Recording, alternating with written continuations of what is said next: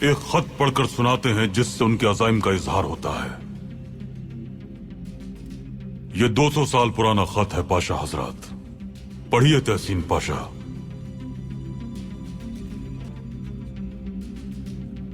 اپنے مقاصد کے حصول کے لیے ہمیں 3 عالمی جنگیں کروانی ہوں گی تاکہ ہم روسی سلطنت کو کمزور کر سکیں، لادینیت اور اشتراکیت کو عام کر سکیں.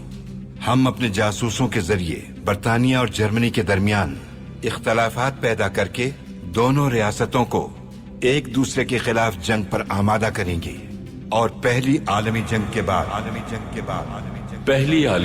کے بعد ہم اشتراکیت کے نظام کو قائم کریں گے، جس کے ذریعے ہم تمام ریاستوں کو ختم کر دیں گے اور مذہبی نظام کو کمزور کر دیں گے.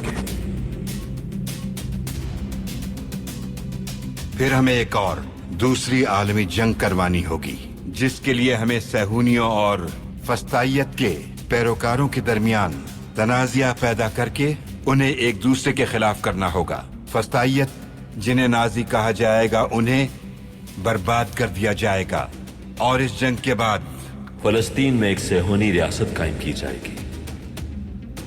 اور تیسری عالمی جنگ کروانے کے لیے ہمیں دنیا اسلام کے رہنماؤں اور صہیونیوں کے درمیان اپنے جاسوسوں کے ذریعے اس قدر اختلافات پیدا کرنے ہوں گے کہ تیسری عالمی جنگ ہو سکے. اور اس افراتفری میں ہمیں دوسری اقوام کو جسمانی، ذہنی، اخلاقی، پسماندگی اور معاشی طور پر برباد کرنا ہوگا تاکہ کوئی سر نہ اٹھا سکے. اور تیسری عالمی جنگ دنیا اسلام اور یہودیوں کے بیچ ہوگی. اور یہ عالمی جنگ اس طرح کروائی جائے کہ مسلمان اور اسرائیلی ریاست ایک دوسرے کو مکمل طور پر برباد کر دیں، اور پھر سے اس افراتفری میں ہم دوسری اقوام کو بھی جسمانی، اخلاقی، ذہنی اور معاشی طور پر پوری طرح سے برباد کر سکیں.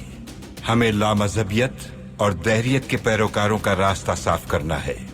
تیسری عالمی جنگ کے بعد دنیا سے مذاہب ختم ہو جائیں گے اور لا دینیت جیت جائے گی. اور ہمیں ایسا معاشی بحران پیدا کرنا ہے جس کے نتیجے میں خونریزی عروج پر پہنچ جائے، دنیا بھر میں افراتفری پھیل جائے اور دنیا میں ہر طرف لا دینیت قائم ہو جائے. توبہ استغفر اللہ.